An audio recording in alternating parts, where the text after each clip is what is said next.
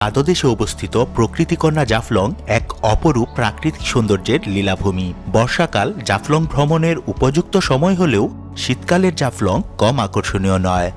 ভিন্ন ভিন্ন ঋতুর বৈচিত্র্যময় মাধুর্যে জাফলং সারা বছরই ভ্রমণের জন্য আকর্ষণীয় একটি স্থান। সীমান্তের ওপারে সারি সারি পাহাড়, দূরের ডাউকি শহর, বর্ষায় প্রবাহমান জলপ্রপাত, পিয়াইন নদীতে পাথরের সন্ধানে শত শত নৌকার আনাগোনা, শীতে স্বচ্ছ নীলাভ জল, সবকিছুই মুগ্ধ করার মতো। জাফলং জিরো পয়েন্টের কাছেই আছে মায়াবী ঝর্ণা, খাসিয়াপল্লী, খাসিয়া রাজবাড়ি ও সমতলের চা বাগান। এই সবকিছুই একদিনে ঘুরে দেখা যায় খুব সহজেই।